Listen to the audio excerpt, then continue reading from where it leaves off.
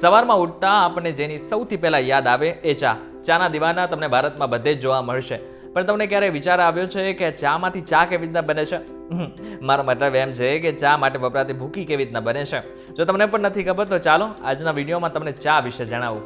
સૌથી પહેલાં તો ચા બનાવવા માટે ચાના પાંદડાને રોલરોમાંથી પસાર કરવામાં આવે છે. આ રોલરોમાં તેની ધાર એટલી મજબૂત હોય છે કે જે પાંદડાને કચરી નાખે છે, ફાડી નાખે છે અને કલ કરી નાખે છે.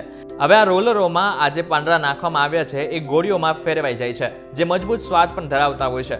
5 પ્રક્રિયામાંથી પસાર કરીને ચાનો દાણો તૈયાર કરવામાં આવે છે, જેમાં પહેલા છોડને કટિંગ કરીને એને થોડી હીટ આપવામાં આવે છે.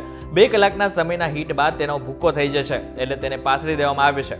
ભીનો દાણો બ્રાઉન કલરમાં હોય છે અને 12 કલાક કુદરતી વાતાવરણમાં રાખવાથી બ્રાઉન દાણો કાળો પડી જાય છે. આમ સંપૂર્ણ રીતે ઓર્ગેનિક રીતે આ ચા તૈયાર થતી હોય છે. તમે ચાના રસિક છો કે નહીં એ અમને જરાક કોમેન્ટ કરીને ચોક્કસથી કહેજો.